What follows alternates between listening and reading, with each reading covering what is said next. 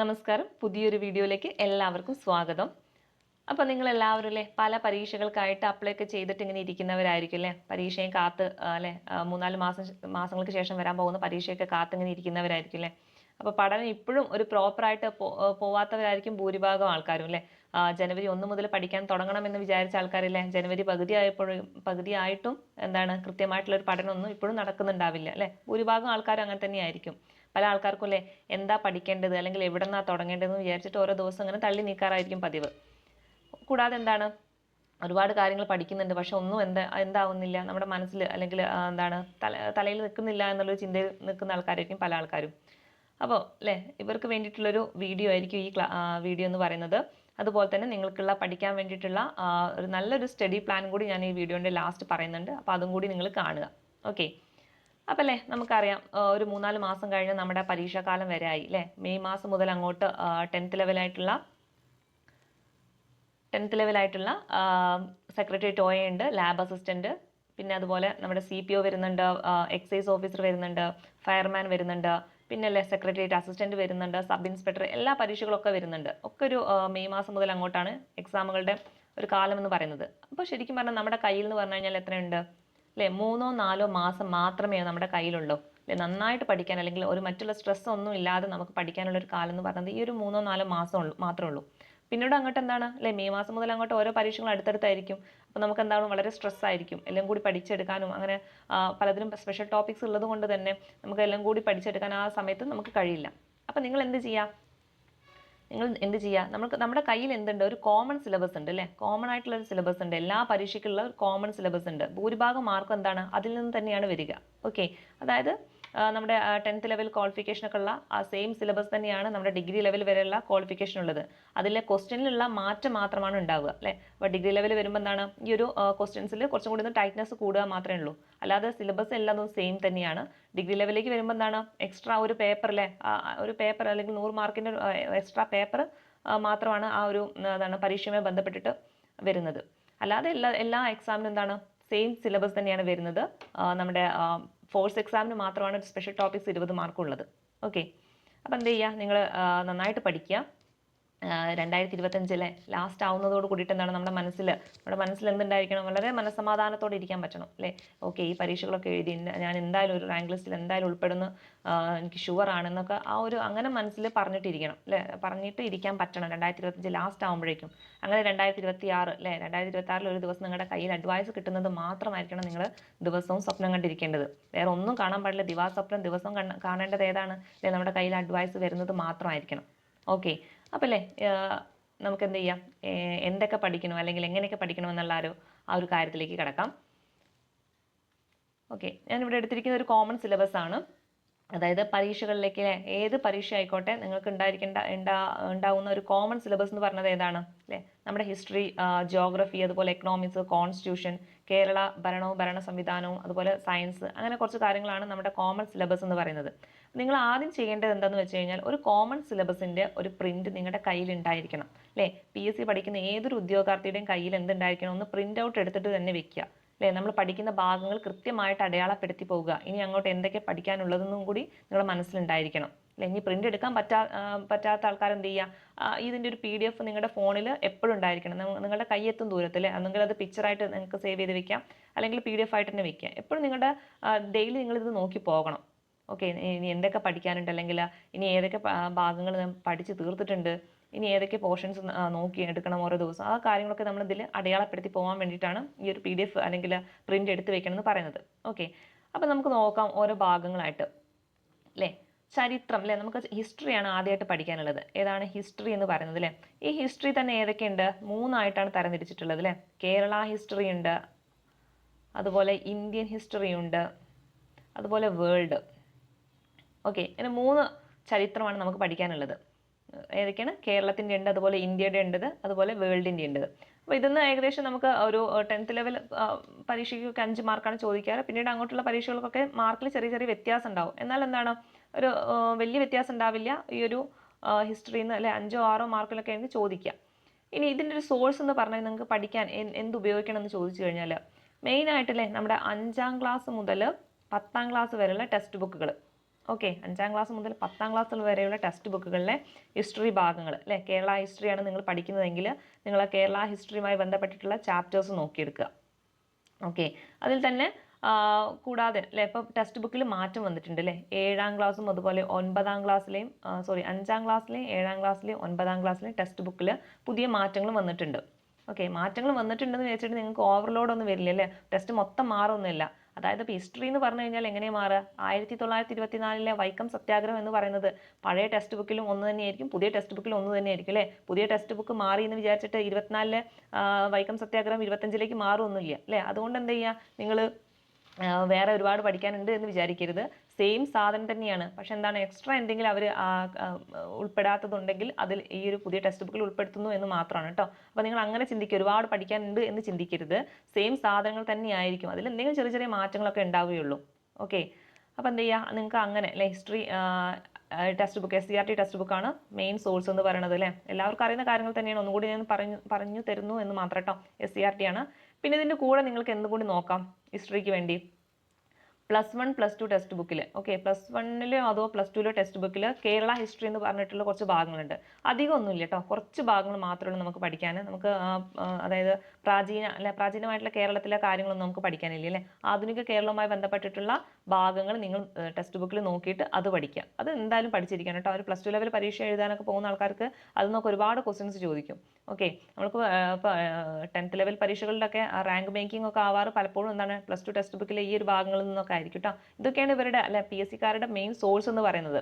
ഏതൊക്കെയാണ്, 5 മുതൽ 10ാം ക്ലാസ് വരെയുള്ള ടെക്സ്റ്റ് ബുക്കും അതുപോലെ +1 ഓർ +2 ടെക്സ്റ്റ് ബുക്കിലെ ഹിസ്റ്ററി ഭാഗങ്ങളാണ് അല്ലേ. +1 +2 ടെക്സ്റ്റ് ബുക്ക് എന്ന് പറഞ്ഞിട്ട് ആരും പേടിക്കൊന്നും വേണ്ട, അതൊന്നും എല്ലാം ഇരുന്ന് പഠിക്കേണ്ട ആവശ്യമൊന്നുമില്ല. നമുക്കറിയാം നമ്മുടെ സിലബസിൽ പ്രത്യേകം അല്ലേ ചരിത്രവുമായി ബന്ധപ്പെട്ടിട്ട് പ്രത്യേകം എടുത്ത് പറയുന്നുണ്ടോ ഏതൊക്കെ ഭാഗങ്ങൾ പഠിക്കണം എന്ന്. ഇപ്പോൾ കേരള ഹിസ്റ്ററി ആണെങ്കിൽ യൂറോപ്യന്മാരുടെ ആഗമനം എന്ന് പറഞ്ഞു കഴിഞ്ഞാൽ ആ ഒരു ഭാഗം മാത്രം നിങ്ങൾ എന്ത് ചെയ്യുക, നമ്മളെ +2 ടെക്സ്റ്റ് ബുക്കിൽ നോക്കിയിട്ട് ആ ഭാഗം മാത്രം പഠിക്കുക. ഓക്കെ, അങ്ങനെ പഠിച്ചു പോകേണ്ടത്. ഇനി ഇന്ത്യൻ ഹിസ്റ്ററിയാണ് രണ്ടാമത് പറഞ്ഞത്. ഇന്ത്യൻ ഹിസ്റ്ററിക്കും സെയിം തന്നെ മെത്തേഡ് അല്ലേ, നമ്മൾ 5ാം ക്ലാസ് മുതൽ 10ാം ക്ലാസ് വരെ ടെക്സ്റ്റ് ബുക്ക് പഠിക്കാം. കൂടാതെ +1 +2 ടെക്സ്റ്റ് ബുക്കിൽ അധികം അതിനെ പറ്റി പറയുന്നില്ല. അധികം എന്താണ് പ്രാചീന ഇന്ത്യയുമായി ബന്ധപ്പെട്ട കാര്യങ്ങളാണ്, അതൊന്നും നമുക്ക് പഠിക്കേണ്ടതായിട്ടില്ല. ഓക്കെ, അത് എന്ത് ചെയ്യാം, നമുക്ക് സ്കിപ്പ് ചെയ്യാവുന്നതാണ്. അടുത്തത് നമ്മുടെ വേൾഡ് ഹിസ്റ്ററിയുമായി ബന്ധപ്പെട്ട കാര്യങ്ങളാണ്. വേൾഡ് ഹിസ്റ്ററി സെയിം തന്നെയാണ്, 5ാം ക്ലാസ് മുതൽ 10ാം ക്ലാസ് വരെ. അതിൽ 9ാം ക്ലാസ്സിലോ 10ാം ക്ലാസ്സിലോ ആണ് നമുക്ക് മെയിനായിട്ട് വേൾഡ് ഹിസ്റ്ററി ഉള്ളത്. അത് വളരെ കുറച്ച് മാത്രമേ ഉള്ളൂ നിങ്ങൾക്ക് പഠിക്കാനായിട്ട്. ഓക്കെ, അപ്പോൾ ഇത്രയും സോഴ്സ് നിങ്ങൾക്ക് ഉപയോഗിച്ചിട്ട് എന്ത് ചെയ്യാം, ചരിത്രം പഠിക്കാം. ഓക്കെ, ചരിത്രം കിട്ടിയില്ലേ. മെയിനായിട്ട് നമ്മുടെ SCERT ടെക്സ്റ്റ് ബുക്കാണ്. അതിൻ്റെ കൂടെ എന്ത് ചെയ്യുക, +1 ഓർ +2 ടെക്സ്റ്റ് ബുക്കിലെ നമ്മുടെ പറഞ്ഞിരിക്കുന്ന ടോപ്പിക്കുമായി ബന്ധപ്പെട്ട കാര്യങ്ങൾ മാത്രം എടുത്ത് പഠിക്കാം. ഇനി രണ്ടാമത്തത് ജിയോഗ്രഫിയാണ്. ജിയോഗ്രഫിയും സെയിം അല്ലേ, കേരള ജിയോഗ്രഫി ഉണ്ട്, അതുപോലെ ഇന്ത്യൻ ജിയോഗ്രഫി ഉണ്ട്, വേൾഡ് ജിയോഗ്രഫി ഉണ്ട്. ഇതും നിങ്ങൾക്ക് എന്ത് ചെയ്യാം, 5ാം ക്ലാസ് മുതൽ 10ാം ക്ലാസ് വരെയുള്ള ടെക്സ്റ്റ് ബുക്കുകളാണ് നോക്കേണ്ടത്.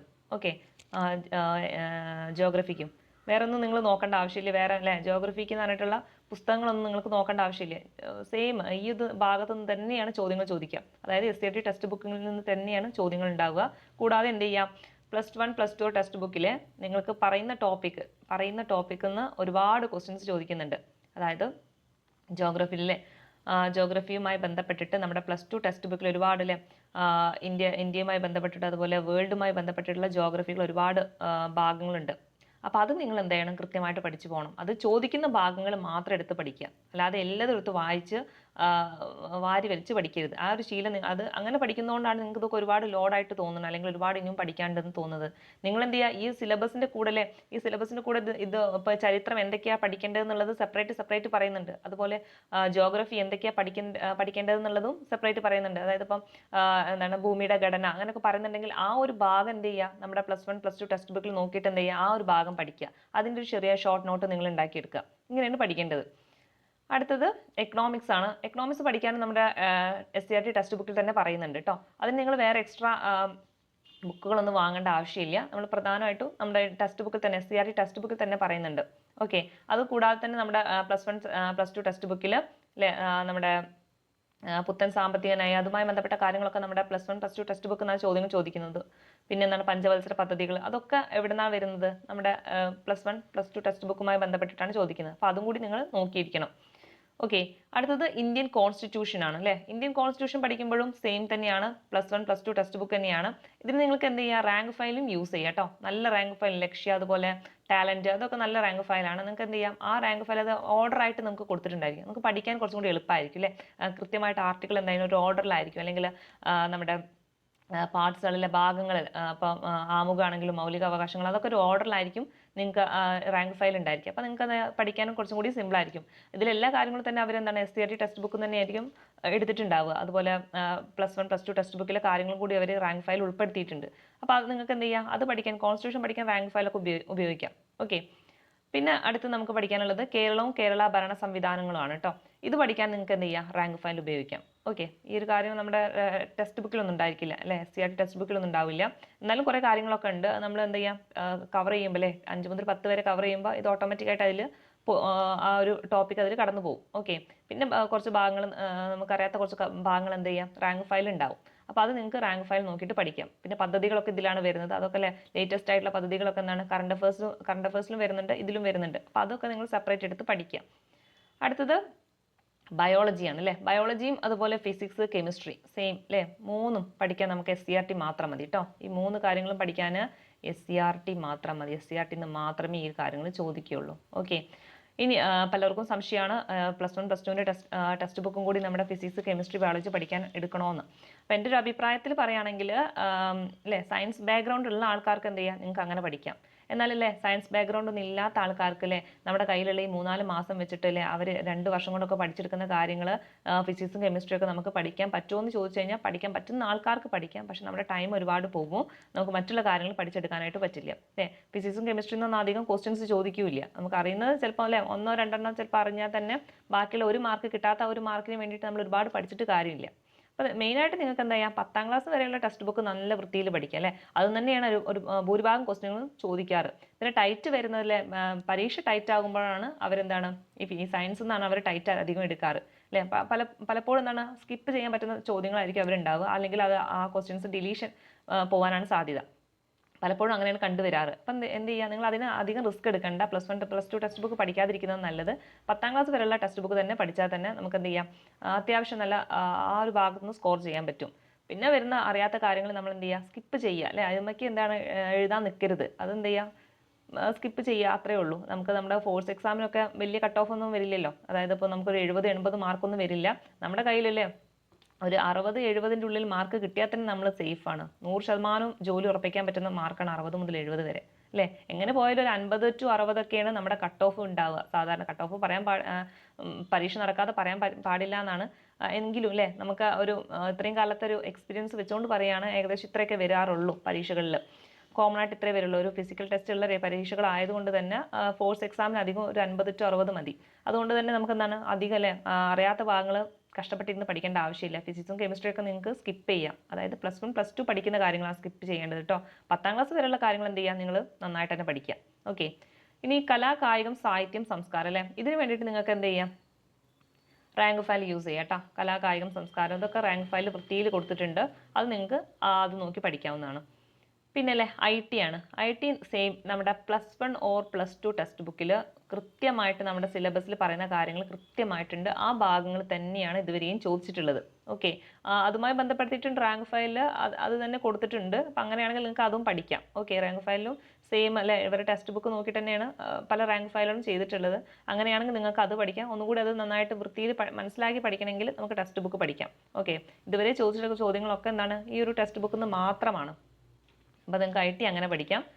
പിന്നെ അടുത്തത് സുപ്രധാന നിയമങ്ങളാണ്. സുപ്രധാന നിയമങ്ങൾക്ക് നിങ്ങൾക്ക് എന്ത് ചെയ്യാം, റാങ്ക് ഫയൽ യൂസ് ചെയ്യാം. ഓക്കെ, പ്രധാന ആക്റ്റുകളൊക്കെ എന്തിലാണ് വരുന്നത്, ഈ ഒരു ഭാഗത്താണ് വരുന്നത്. അപ്പോൾ അത് നിങ്ങൾക്ക് റാങ്ക് ഫയൽ യൂസ് ചെയ്യാം. അടുത്തത് നമ്മുടെ കറണ്ട് അഫേഴ്സ് ആണ് കേട്ടോ. കറണ്ട് അഫേഴ്സ് പഠിക്കാൻ നിങ്ങൾക്ക് എങ്ങനെ പഠിക്കാം, ഒന്നുകിൽ നിങ്ങൾക്ക് യൂട്യൂബ് ചാനൽ നോക്കിയിട്ട് പഠിക്കാം, അല്ലെങ്കിൽ എന്ത് ചെയ്യാം, പല ടെലഗ്രാം ചാനലിൽ എന്തുണ്ട്, ഓരോരോ PDF ഓരോ മാസത്തെയും PDF കൊടുക്കുന്നുണ്ട്. അപ്പോൾ അത് നിങ്ങൾക്ക് വൃത്തിയിൽ പഠിച്ചു പോവുക. പിന്നെ കറണ്ട് അഫേഴ്സിൽ നല്ല സ്കോർ ചെയ്യാൻ പറ്റുന്നതാണ് കറണ്ട് അഫേഴ്സ് എന്നല്ല. 20 മാർക്ക് വരെയൊക്കെയാണ് പല പരീക്ഷകളിലൊക്കെ ചോദിക്കുന്നത് അല്ലേ. അപ്പോൾ എന്ത് ചെയ്യുക, നിങ്ങൾക്ക് കറണ്ട് അഫേഴ്സ് പഠിക്കാൻ നിങ്ങൾ ശ്രദ്ധിക്കേണ്ട ഒരു കാര്യം എന്ന് പറഞ്ഞു കഴിഞ്ഞാൽ വാരി വലിച്ച് പഠിക്കരുത്. പല ആൾക്കാർക്കും പറ്റുന്ന മിസ്റ്റേക്കാണ്. നമുക്ക് ആവശ്യമുള്ളതും ആവശ്യമില്ലാത്തതും ഇപ്പോഴും ആൾക്കാർക്ക് തിരിച്ചറിയാൻ പറ്റുന്നില്ല അല്ലേ. എല്ലാതും അങ്ങ് വാരി വലിച്ച് പഠിക്കും. പല ആൾക്കാരും എന്താണ് ഇപ്പോഴും എന്താണ് ഡെയിലി പത്രം അരിച്ച് പെറുക്കി വായിക്കുന്നുണ്ട് അല്ലേ. 2-3 മണിക്കൂറൊക്കെ എടുത്തിട്ട് വായിക്കുന്നുണ്ട് കറണ്ട് അഫയേഴ്സ് കിട്ടാൻ വേണ്ടിയിട്ട്. പക്ഷെ എൻ്റെ അഭിപ്രായത്തിൽ അത് വളരെ തെറ്റായിട്ടുള്ളൊരു രീതിയാണ്. കാരണം നമ്മൾ അത്രയും എടുക്കുന്ന എഫേർട്ട് അല്ലേ, അത്രയൊന്നും എടുക്കുന്ന എഫേർട്ട് ആവശ്യമില്ല. അതായത് മറ്റുള്ള സബ്ജക്റ്റും കൂടി ആ ഒരു എഫേർട്ട് കൊടുക്കുകയാണെങ്കിൽ നമുക്ക് എപ്പോഴും നമ്മുടെ സിലബസ് കവർ ചെയ്യാൻ പറ്റും. ഇതിന് ഏറ്റവും നല്ലത് എന്താണ്, നിങ്ങൾക്ക് അല്ലെ ഓരോ മാസത്തെയും കറണ്ട് അഫയേഴ്സ് ആയിട്ട് കിട്ടും അല്ലേ. ഒന്നെങ്കിൽ നമുക്ക് ബുക്കായിട്ട് മേടിക്കാൻ കിട്ടും, അല്ലെങ്കിൽ എന്ത് ചെയ്യാം PDF ആളില്ല, പല ടെലഗ്രാം ചാനലിൽ അവരുടെ PDF കൊടുക്കാറുണ്ട്. ഒന്നെങ്കിൽ PDF നിങ്ങൾക്ക് യൂസ് ചെയ്യാം, അല്ലെങ്കിൽ എന്ത് ചെയ്യാം PSC ബുള്ളറ്റിനിലെ PSC ബുള്ളറ്റിന് വരുന്ന ആൾക്കാരുണ്ടെങ്കിൽ അതിലുണ്ടായിരിക്കും ഓരോ മാസത്തെ കറണ്ട് അഫയേഴ്സ്. അതിൽ നിന്ന് നിങ്ങൾ എന്ത് ചെയ്യണം, സെലക്ട് ചെയ്ത് പഠിക്കണം അല്ലേ. എല്ലാതും വാരി വലിച്ച് പഠിക്കരുത്. ഏറ്റവും പ്രധാനപ്പെട്ട കാര്യങ്ങൾ മാത്രമായിട്ട് പഠിച്ചു പോവുക. ഓക്കെ, കാരണം നമ്മൾ എല്ലാം കൂടി വാരി വലിച്ച് പഠിക്കുമ്പോൾ ഏറ്റവും പ്രധാനപ്പെട്ട കാര്യങ്ങൾ പോലും നമ്മൾ മറന്നു പോകാറുണ്ട് അല്ലേ. പല എന്താ പറയുക സ്ഥലങ്ങളൊക്കെ പഠിക്കുമ്പോൾ നമുക്ക് പലപ്പോഴും കൺഫ്യൂഷനൊക്കെ വരാറുണ്ട്. അപ്പോൾ എന്ത് ചെയ്യുക, ഏറ്റവും പ്രധാനപ്പെട്ട കേരളവുമായി ബന്ധപ്പെട്ട് എന്താണ് എപ്പോഴും അറിഞ്ഞിരിക്കേണ്ട കാര്യങ്ങളിൽ അതായത് വളരെ പ്രധാനപ്പെട്ട കറണ്ട് അഫയേഴ്സ് അത് മാത്രം പഠിച്ചു പോവുക. അല്ലെങ്കിൽ ഇപ്പോൾ ഇന്ത്യയുമായി എടുത്ത് പറയുകയാണെങ്കിൽ വേൾഡിൽ എന്തെങ്കിലും ഇന്ത്യക്ക് ഒരു സ്ഥാനം കൊടുത്തിട്ടുണ്ടെങ്കിൽ അതുമായി ബന്ധപ്പെട്ടിട്ടല്ലേ അങ്ങനത്തെ കാര്യങ്ങളൊക്കെ പഠിച്ചു പോവുക. അല്ലാതെ എല്ലതും ചവറ് പോലെ പഠിച്ചു പോകരുത്. നിങ്ങളുടെ സമയവും പോവും, അതുപോലെ തന്നെ എന്ത് ചെയ്യാം നിങ്ങൾക്ക് കൺഫ്യൂഷൻ കൂടുകയുള്ളൂ അല്ലേ. ഒരുപാട് ഡാറ്റ നമ്മുടെ ഉള്ളിൽ കയറി കഴിഞ്ഞാൽ എന്താണ് നമുക്ക് പരസ്പരം എല്ലതും അങ്ങോട്ടും ഇങ്ങോട്ടൊക്കെ മാറും. അപ്പം എന്ത് ചെയ്യുക, കറണ്ട് അഫയേഴ്സ് നിങ്ങൾ വൃത്തിയിൽ അല്ലേ പ്രോപ്പറായിട്ട് തിരഞ്ഞെടുത്ത് പഠിക്കാനുള്ള ശീലം ഉണ്ടാക്കിയെടുക്കുക. ഓക്കെ, നമുക്ക് കറണ്ട് അഫയേഴ്സിൻ്റെ ക്ലാസ് നമുക്ക് സെപ്പറേറ്റ് അങ്ങനെ കൊടുക്കാം കേട്ടോ. നമുക്ക് ഏറ്റവും പ്രധാനപ്പെട്ട കാര്യങ്ങൾ മാത്രം ഉൾക്കൊള്ളിച്ചുകൊണ്ട് നമുക്ക് ക്ലാസ്സുകളൊക്കെ ചെയ്യാം. ഇനി അടുത്തത് മാത്സ് ആണ് അല്ലേ. മാത്സ്, ഇംഗ്ലീഷ്, മലയാളം അല്ലേ. എല്ലാ പരീക്ഷകളും കോമൺ ആയിട്ട് 10 മാർക്ക് വീതം വെച്ച് വരുന്ന അല്ലേ. 30 മാർക്ക് എല്ലാ പരീക്ഷയ്ക്കും നമുക്ക് നന്നായിട്ട് പഠിക്കുന്ന ആൾക്കാർക്ക് അല്ലേ ഒരു 30-ൽ ഒരു 25 വരെ മാർക്ക് നമുക്ക് സ്കോർ ചെയ്യാൻ പറ്റുന്ന ഒരു നല്ലൊരു ഭാഗമാണ് നമ്മുടെ മാത്സ്, ഇംഗ്ലീഷ്, മലയാളം. പല ആൾക്കാരും അവരുടെ റാങ്ക് നില കൂട്ടുന്നതൊക്കെ ഈ ഒരു ഭാഗത്തു നിന്ന് സ്കോർ ചെയ്തുകൊണ്ടാണ് കേട്ടോ. പല ആൾക്കാർക്കും മാത്സിൽ നന്നായിട്ട് പ്രാക്ടീസ് ചെയ്യുന്നവരൊക്കെ എന്താണ് നല്ല മാർക്കില്ല 10ലൊക്കെ ഒരു 9 അല്ലെങ്കിൽ 8-9 മാർക്കൊക്കെ എന്തായാലും ഷുവറായിട്ട് നമുക്ക് നേടാൻ പറ്റും നന്നായിട്ട് പ്രാക്ടീസ് ചെയ്യുന്ന ആൾക്കാർക്ക്. അതുപോലെ ഇംഗ്ലീഷും തന്നെ അല്ലേ സെയിം സാധനം തന്നെയാണ്. 8-9 വരെ മാർക്കൊക്കെ നമുക്ക് ഇതിലും നേടാൻ പറ്റും. പിന്നെ മലയാളവും സെയിം ആണ്. ചിലപ്പോൾ നമുക്ക് 7 or 8 അല്ലേ ഇങ്ങനെയൊക്കെ ചിലപ്പം പല ക്വസ്റ്റ്യൻ കൺഫ്യൂഷൻ വരുന്നത് കൊണ്ട് സ്കിപ്പ് ചെയ്യാറാണ് പതിവ്. നമുക്കൊരു 7-8 വരെയൊക്കെ മാക്സിമം നമുക്ക് ഇതിൽ നിന്നൊക്കെ മലയാളത്തിൽ നിന്നൊക്കെ സ്കോർ ചെയ്യാൻ പറ്റും അല്ലേ. അപ്പോൾ ഇത് മാത്സ് നമുക്ക് പഠിക്കേണ്ടത് എങ്ങനെയെന്ന് ചോദിച്ചു കഴിഞ്ഞാൽ PYQ ആണ് അല്ലേ. അപ്പോൾ മാത്സ് ആയിക്കോട്ടെ അതുപോലെ ഇംഗ്ലീഷ് ആയിക്കോട്ടെ അതുപോലെ മലയാളം ആയിക്കോട്ടെ, നിങ്ങൾക്ക് വേണ്ടത് ഏതാണ്, PYQ മാത്രമായിരിക്കും കേട്ടോ. അതായത് ഒരു 2020 മുതൽ 24 വരെ നടത്തിയിട്ടുള്ള പരീക്ഷകളിലെ PYQ മാത്രം നിങ്ങൾക്ക് എന്താണ് ഡെയിലി എടുത്ത് ചെയ്യാവുന്നതാണ്. ഇപ്പോൾ മാത്സ് ആണെങ്കിലും അല്ലേ ആ ഒരു ഭാഗം എവിടെ നിന്നാണ് ചോദിച്ചിട്ടുള്ളത് അതുമായി ബന്ധപ്പെട്ടിട്ടുള്ള മറ്റുള്ള ക്വസ്റ്റ്യൻസും കൂടി നിങ്ങൾ ചെയ്യാൻ ശ്രമിക്കുക.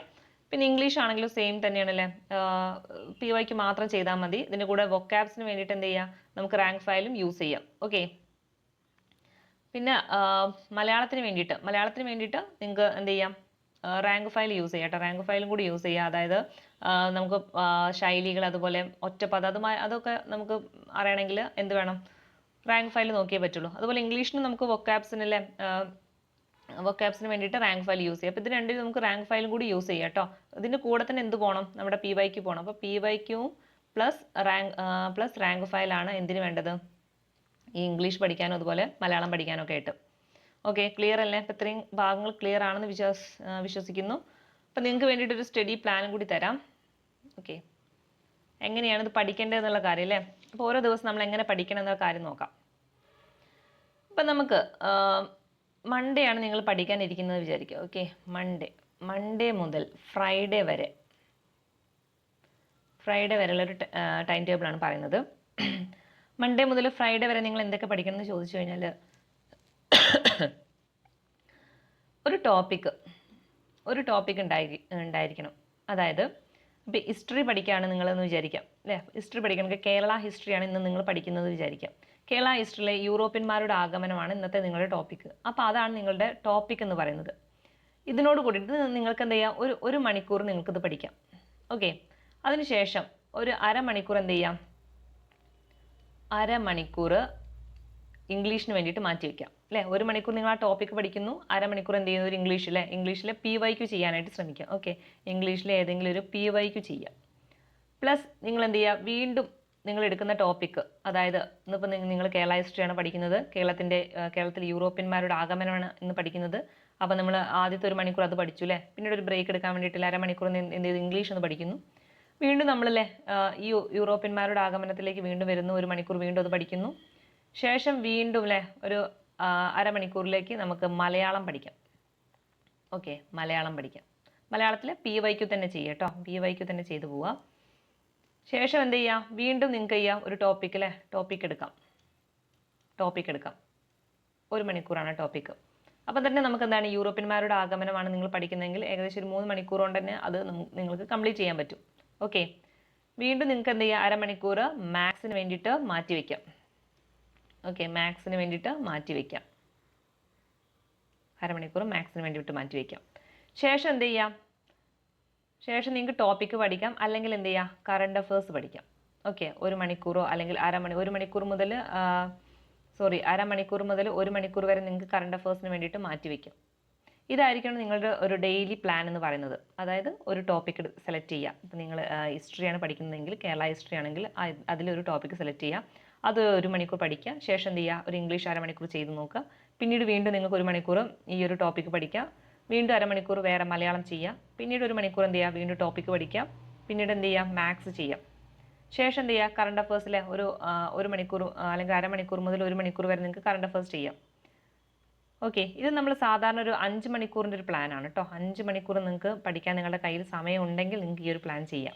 ഇനി നിങ്ങളുടെ കയ്യിൽ എന്താണ് 5 മണിക്കൂറിൽ എനിക്ക് 8ഉം 10 മണിക്കൂറൊക്കെ എടുക്കാനുണ്ട്, സമയമുണ്ട്, ധാരാളം സമയം വെറുതെ കിടക്കുകയാണെന്ന് പറയുന്ന ആൾക്കാർക്ക് നിങ്ങളുടെ ടോപ്പിക്ക് എന്ത് ചെയ്യാം? നിങ്ങൾക്ക് 1 മണിക്കൂറുള്ളതിലെ ഒന്നുകൂടി നന്നായിട്ട് റിവൈസ് ചെയ്ത് പഠിക്കാം. ഒരു മണിക്കൂറുള്ളത് 1.5 മണിക്കൂറാക്കി എടുക്കാം. അല്ലെങ്കിൽ എന്ത് ചെയ്യാം? ഇതിൻ്റെ കൂടെ വേറെ എന്തെങ്കിലും നിങ്ങൾക്ക് ആഡ് ചെയ്യാൻ പറ്റുന്നുണ്ടെങ്കിൽ അത് ആഡ് ചെയ്യാം. ഓക്കെ, ഇങ്ങനെ ആയിരിക്കും നിങ്ങളുടെ ഒരു പ്ലാൻ എന്ന് പറയുന്നത്. അതായത് മൺഡേ ടു ഫ്രൈഡേ എന്നുള്ള പ്ലാൻ എന്ന് പറയുന്നത്. ഇനി നമ്മുടെ കയ്യിലുള്ള ശനിയും ഞായറും നമ്മുടെ കയ്യിൽ എന്തുണ്ട്? 2 ദിവസം. ഈ 2 ദിവസം നിങ്ങൾ പുതുതായിട്ട് കാര്യങ്ങളൊന്നും പഠിക്കണ്ട. ഈ 2 ദിവസം നിങ്ങൾ ചെയ്യേണ്ട കാര്യം എന്ന് പറഞ്ഞു കഴിഞ്ഞാൽ റിവിഷനാണ്. ഓക്കെ, റിവിഷനാണ് കേട്ടോ. 2 ദിവസം നിങ്ങൾ റിവിഷനായിട്ട് എടുക്കണം. പ്ലസ് എന്ത് വേണം? ഒരു മോഡൽ എക്സാം. 100 മാർക്കിൻ്റെ ഒരു മോഡൽ എക്സാം നിങ്ങൾ ചെയ്തിരിക്കണം. ക്ലിയർ അല്ലേ? അപ്പോൾ റിവിഷനാണ് 2 ദിവസം. അതിൻ്റെ കൂടെ എന്ത് വേണം? 100 മാർക്കിൻ്റെ മോഡൽ എക്സാം. ഇനി നിങ്ങളുടെ കയ്യിൽ ധാരാളം സമയമുള്ള ഒരാളാണ് നിങ്ങളെന്ന് പറഞ്ഞിട്ടുണ്ടെങ്കിൽ അവർക്കല്ലേ ഡെയിലി നിങ്ങൾക്ക് എന്ത് ചെയ്യാം? സമയമുണ്ടെങ്കിൽ 1 മണിക്കൂർ എടുത്തിട്ട് എന്ത് ചെയ്യാം? മോഡൽ എക്സാം ചെയ്യാം. ഓക്കെ, 1 മണിക്കൂർ സമയം എടുത്തിട്ട് മോഡൽ എക്സാം ചെയ്യാം. അപ്പോൾ അങ്ങനെ സമയമില്ലാത്ത ആൾക്കാർക്ക് ആഴ്ചയിൽ ഒരു മോഡൽ എക്സാം നിർബന്ധമായിട്ട് ചെയ്യുക. കൂടാതെ ഇത്രയും ഒരാഴ്ച പഠിച്ച കാര്യങ്ങൾ റിവൈസ് ചെയ്യും വേണം. ഇനിയില്ലേ ഫോഴ്സിന് പഠിക്കുന്ന കുട്ടികളാണെങ്കിൽ ഈ ഡെയിലി നിങ്ങൾ എന്ത് ചെയ്യുക? നിങ്ങളുടെ ടോപ്പിക്കിൽ മാറ്റം വരുത്തുക. ഇവിടെ നമ്മുടെ ടോപ്പിക്കിലെ ഇതിൻ്റെ കൂടെ എന്ത് ചെയ്യാം? ഓരോ അരമണിക്കൂറിലും അല്ലെങ്കിൽ 1 മണിക്കൂർ, ആ ദിവസത്തിൽ 1 മണിക്കൂർ എക്സ്ട്രാ എന്ത് ചെയ്യുക? നിങ്ങളുടെ സ്പെഷ്യൽ ടോപ്പിക്സിന് വേണ്ടി മാത്രം മാറ്റി വയ്ക്കുക. എക്സ്ട്രാ ഓരോ ദിവസവും 1 മണിക്കൂർ നിങ്ങളുടെ സ്പെഷ്യൽ ടോപ്പിക്സ് പഠിക്കാനായിട്ട് മാറ്റി വയ്ക്കുക. നമ്മൾ എടുക്കുന്ന വീഡിയോ പലപ്പോഴും അരമണിക്കൂർ മാത്രമേ ഉണ്ടാവാറുള്ളൂ. ആ അരമണിക്കൂർ നിങ്ങൾ ക്ലാസ് കണ്ടാൽ തന്നെ നിങ്ങൾക്ക് ഓക്കെ ആയിരിക്കും ആ ഒരു ടോപ്പിക്ക്. പിന്നീട് ഒരു അരമണിക്കൂർ എന്ത് ചെയ്യുക? ജസ്റ്റ് റിവൈസ് ചെയ്താൽ മാത്രം മതി. ഇങ്ങനെ എന്ത് ചെയ്യുക? ഡെയിലി നിങ്ങൾ പഠിച്ചു പോവുക. ഇങ്ങനെയൊക്കെ പഠിച്ചാൽ തന്നെ ഒരു 3-4 മാസം കൊണ്ട് നമുക്ക് സിമ്പിളായിട്ട് നമ്മുടെ സിലബസ് കവർ ചെയ്യാനും പറ്റും. പരീക്ഷ ആകുമ്പോഴേക്കും എന്ത് ചെയ്യാം? നിങ്ങൾക്ക് നന്നായിട്ടത് റിവിഷൻ പോലെ വീണ്ടും പഠിച്ചെടുക്കാനും പറ്റും. ഇങ്ങനെയൊക്കെ തന്നെയാണ് പഠിച്ചിട്ടാണ് എല്ലാവരും റാങ്ക് ലിസ്റ്റിലൊക്കെ കയറുന്നത്. അല്ലാതെ പലതും തോന്നിയ പോലെ പഠിച്ചിട്ട് ഒരു പ്രോപ്പറായിട്ടുള്ള റിവിഷനൊന്നും ചെയ്യാതെ പഠിക്കുന്ന ആൾക്കാരാണ് 2-3 വർഷങ്ങൾ എടുത്തിട്ട് വീണ്ടും ഇങ്ങനെ പഠിച്ചുകൊണ്ടിരിക്കുന്നത്. അപ്പോൾ എന്ത് ചെയ്യുക? നിങ്ങൾ കൃത്യമായിട്ടുള്ള പഠനം തുടർന്ന് പോവുക. അപ്പോൾ നമുക്ക് ഇതുമായി ബന്ധപ്പെട്ടിട്ടുള്ള പല ടോപ്പിക്കുകളിലെ അതിൻ്റെയൊക്കെ ക്ലാസ്സുകളൊക്കെ ഉണ്ടായിരിക്കും. നിങ്ങളെല്ലാവരും കാണുക. Okay, thank you.